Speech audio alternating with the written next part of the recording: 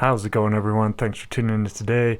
We're getting back in my closet and getting out one of my favorite binders here, and that's my 90s Nuggets Parallels in serial number binder. And here it is. Those of you not familiar with this binder here, it is a BCW Z Folio. Really love these things. We're going to go ahead and unzip it here. We're just going to get started. I did try to record this previously. I actually tried to record this last week. It ended up being about a half an hour, and I only made it through about half the binder. So what we're going to do today is I'm going to show you the sets here, and we're just going to take one card out and take a look at it real quick. But we're going to start out with 92 Topps. And this is a really great set. We'll take a look at one of the cards. And these are the gold parallels. So really the only differentiating factor here, you had that gold foil there at the bottom. But really nice looking cards. They did have great photography back then, but just a solid set there. Next up, we have 93-94 Upper Deck. And these are the electric court parallels. And really the differentiating factor on these is just the electric court foil there at the bottom. That was about it. But you did have two variations of these. So you had the electric court, and then you had the electric court gold. So the gold here is only differentiated by the foil being gold at the bottom as opposed to that like more silver.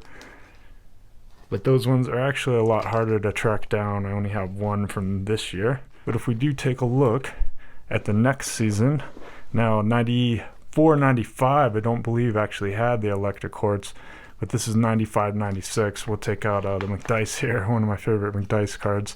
Still looking for a gold on these, but here's the regular electric court version. And I do have a couple golds as well.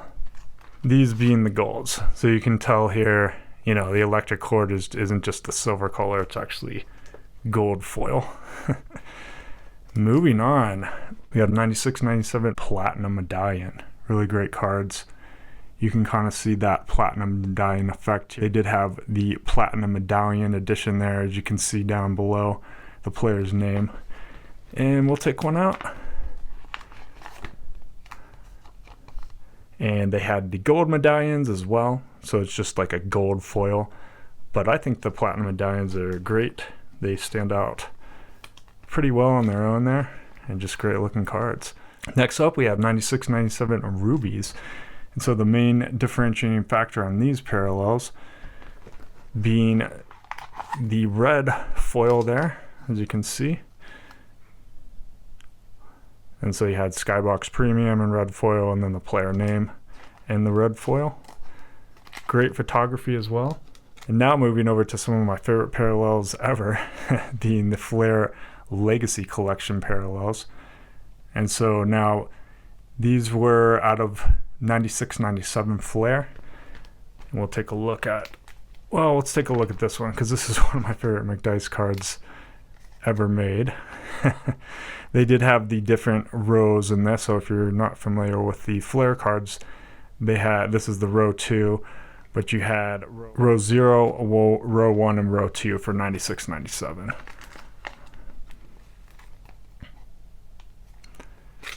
Bunch of great names there. I do have an insert here, a McDyess. These are pretty cool cards too. I'll take a look real quick. The Hot Shots. But yeah, one of the first numbered parallels actually. That was Flair Showcase.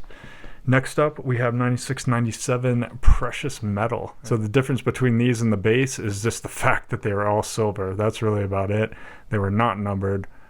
But they can be hard to pick out of a bunch of cards that you have, because you had a little bit of color in the base cards, and these ones were just basically all silver.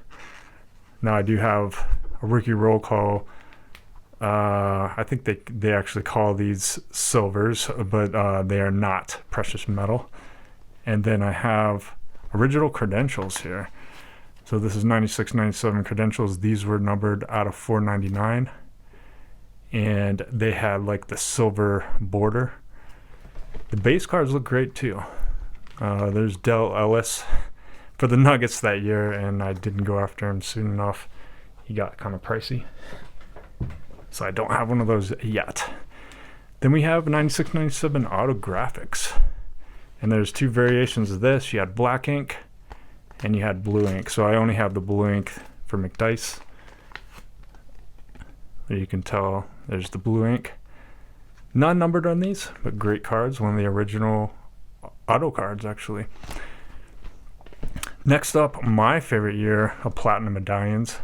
This is 97, 98. Great looking cards. We'll take a look at the Dale Ellis here. Now you had also gold medallions, which had like a gold background, and then the base card. Now these platinum medallions were numbered out of 100, where golds were not numbered. But I kind of like that, you know, black and white photo look. Sets them apart for sure. And just a solid set in general. Next up, a lot of people probably know these. These are the Skybox Premium Star Rubies. So not just regular rubies, but Star Rubies. Now we'll take a look at that pattern here. Let's pull Tony Petit here.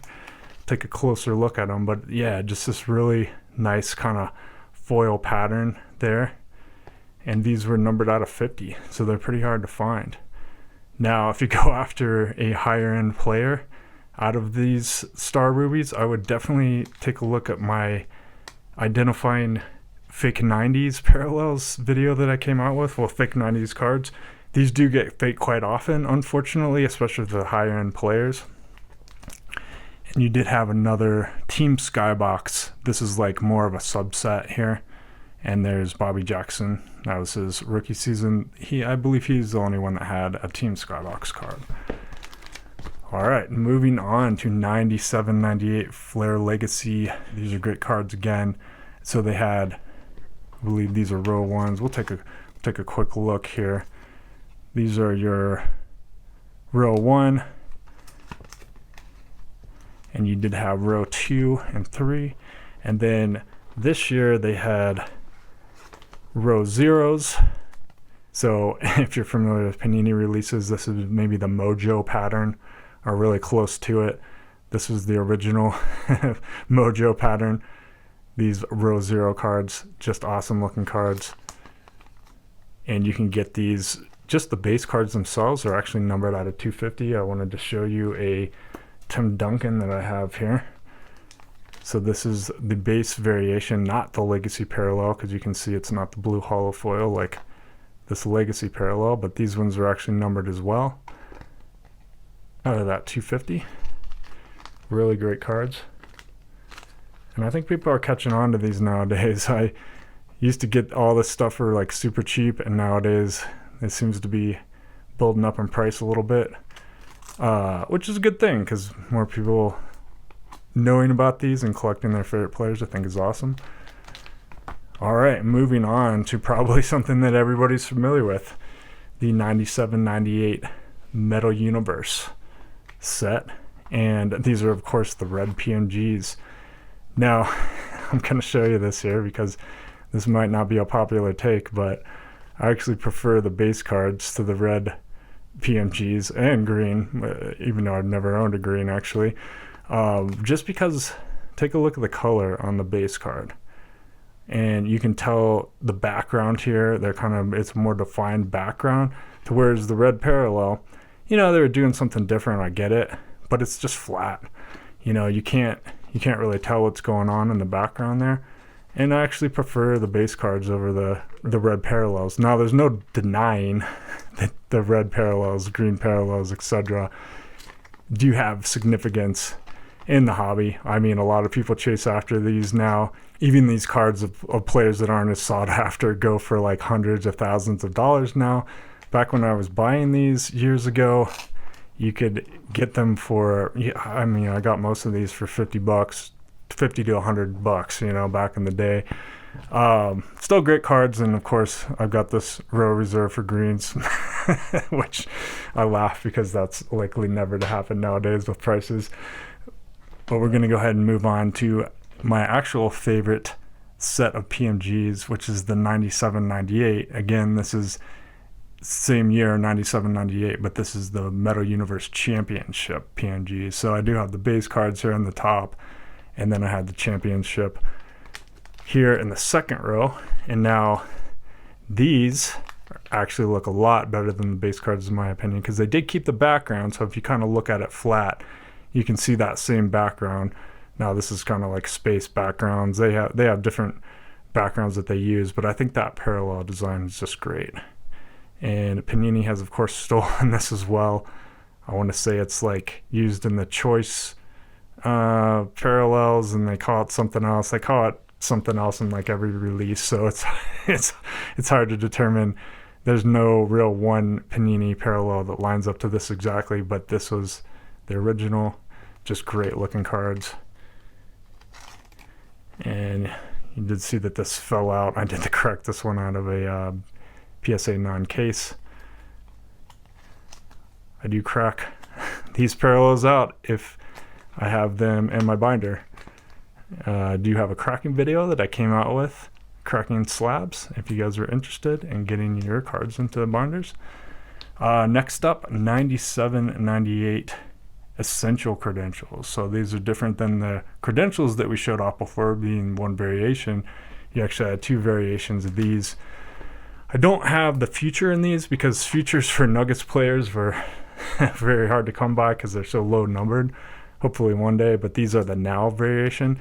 And you can see even the base cards are pretty awesome here.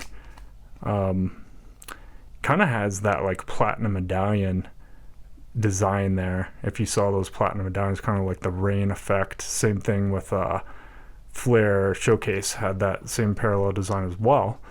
But yeah, these now variations for at least Nuggets players were a little bit higher numbered. Now you did have two variations. Again, you had the now, and then you had the future. And so now would be numbered up to the card number, and then the future would be numbered from the, in this case 62 to the end of the set. Of course they did start with 1, serial number 1 on those, but yeah, since these are higher numbered in the set, it's actually a lot harder to find those futures, especially for like Fortson and Petit here. All right, moving on to 9798 Z-Force, and this is a Skybox Z-Force. These parallels are the Raves, and so you had this foil, pretty cool foil pattern, almost looks like the same as the base version of the credentials here, or sorry, the base version of the EX2000s here. This is actually the name of the set, was the EX2000. I don't think I covered that. That foil pattern there is what makes these Raves. They were numbered out of 399. Now, even more rare to find is the Super Raves. I do have a couple of those, thankfully, that I was able to find over the years. And these ones just have a different foil pattern, as you can see here, more kind of goldish. But these ones are actually numbered out of 50, so pretty hard to track these ones down. Lucky enough to have found 3 of those over the years. Hope to find more. Next up, we have 9798 Autographics. And so I do have like the base autographics here, and then I have some of the century marks. So century marks being hand numbered out of 100. And so here's like the Tony Petit.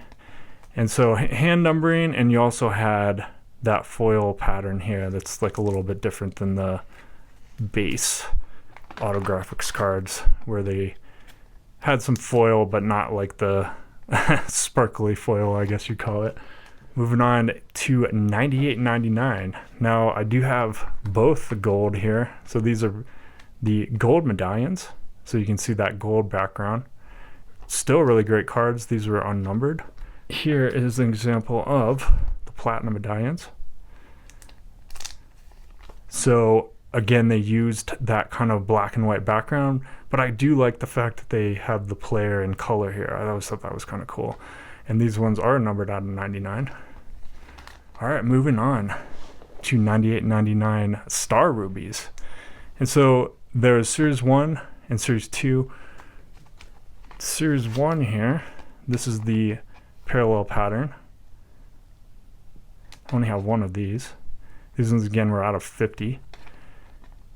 And these ones are kind of a close second to that 9798, in my opinion. But we did, of course, have rookies this year that came out of Series 2. And the parallel pattern is just a little bit different here, but it's still pretty nice. So there's Keon Clark, and these are actually lower numbered. These are out of 25. So they did that for the rookies. So if you look at like the McDyess, he's actually out of 50. So vets are out of 50, and the rookies, which is these three right here, are out of 25. All right, next up, 98-99 Flair Legacy collection here. And I have a couple of these. My favorites probably being the row ones. Row one there. So you had row 2, row 3, row 1. So I don't think they had row zeros this year. But yeah, these are probably third favorite. I probably like 97, 98, then 96, 97. But these 98, 99s are pretty nice too. And then you can tell again by the blue hollow foil there for the Legacy collection. They did have the numbering like right on the front of these row ones, whereas the other versions have it on the back. The numbering, that is. All right. Now we have Metal Universe 98, 99. These are great too. A lot of people refer to these as the gold PMGs. So I do have the base up here, and then the PMGs, which, yeah, they're definitely gold. So we'll take a look at those. It's got that gold hollow foil there. Really nice looking cards, and they had like the player name embossed here, so you can see that it was pressed from the back, so it pops out in the front. Gives it that kind of 3D look. And actually they don't have the parallel pattern over the player, so it kind of stands out from the background. They did a lot of these cards in like multiple layers. Cardboard Chronicles did a great interview with Gene from Arena Design, who designed a lot of these, parallels that we're looking at today, and the printing techniques that they had for these cards. And they're just really on a different level. That's why a lot of the PMG like remakes and stuff just don't stand out, because they just don't have that same printing technology. They didn't take as much time to print them. They just print them on like a flat surface, and they just don't come out as well as these cards, in my opinion at least. And now we're going to move on to 98-99 EX. And this is actually EX Century is what they called them. You can kind of see it there. Yeah, you can see it right here. EX Century 98-99. That's what the set was called. And these are the Now variation. And you can see right here the Essential Credentials Now. Now I did want to show you like the base card. You can see that they're in multiple layers here. So you had like the plastic layer, then the layer with the player and kind of the cutout design there. Really cool looking cards. Just the base cards, in my opinion. I really love those. Then you did have the Now variation, which we're looking at here. Same thing, but you had like the silver background. That's really what differentiates these. And then I'm lucky enough to have one of the futures here. So far I just have the Keon Clark future. But again, this year was hard to track down Nuggets players. They ended up being higher up in the set, like numbering wise. And as you can see, this one's out of 13. So these are pretty hard to track down. You can see here, it says future, because that is the Essential Credentials Now future variation. But yeah, with that gold kind of background, some of my favorite cards of all time. All right, so moving over to some Stadium Club. Still kind of working on these, but you did have the three variations of these Triumvirate, I believe they're called here. And we'll just take a quick look. This is the Luminous. That was the easier to pull. And then you had the Luminescent, which has like that hollow foil. And lastly, you had the Illuminator. And the difference between here, the Illuminator, is that it's see-through and has that refractor hollow foil look to it. All right, and here's 98-99 Skybox Autographics. And I just have the base variations. I did have quite a few of these Century Marks. So the Century Marks this season were just hand numbered, and they had blue ink as opposed to black. I ended up selling a lot of my Century Marks to a set collector back a couple years ago. Hoping to pick some more of those up, but so far I just have the Fortson. And then we have 99 2000. So we're moving into those. This is James Posey's rookie year. And I really like these platinum dimes for this year. They had like a die cut on the top, but I just like the design of these cards. And this one being out of 25, being that he's a rookie. So they did have lower numbering for the rookies than like the vet players. Will quickly pop out the McDice here, and that one was out of 50. But yeah, great looking like kind of hollow foil look there, and I do like the die cuts that year. And then we have 99 2000 Star Rubies. I'll probably end up putting the base cards in here at some point, but for now I just have these 2 Star Rubies, Grateful Friends here, and these were numbered actually out of 45 as opposed to the 50 the prior years. But they had this kind of like star parallel design. Probably my least favorite of the Star Rubies, to be honest. But these can also be pretty hard to track down, so cool cards if you can run across them. And then we have 99 2000 Flair. And so this is an interesting year in that they only had 1 Legacy Collection parallel, and it's really not like the rest. So I want to show you the difference here. To whereas you had the different rows the various years, now they had this like foil effect for the background here on the base cards, but then your Legacy Collection parallels, you actually had the foil on the player. So they centered that like rainbow foil effect on the player themselves. So kind of unique, and these were actually very hard to come by, being out of 20. I only have this one, well, at least of Nuggets players. I have a couple of these for other non-Nuggets players, but pretty nice looking cards. Even the base cards, again, you know, you can tell they have that like foil background. They still look great as well. All right, and then we have 99 2000 Essential Credentials cards as well. The base variation, of course, being the EX. So these are just called EX, I believe. Let's take a look here just to make sure that's correct. Yeah, it's Flair EX. That was it. That's what they called them. But again, the base, really nice. I'll take a look real quick. But then you did have your Essential Credentials variations here. And I only have one of these. This one being of Ron Mercer, and this is the Future variation. You can see right here. Numbered out of 54. And so just a little bit different of a background, I guess you'd say.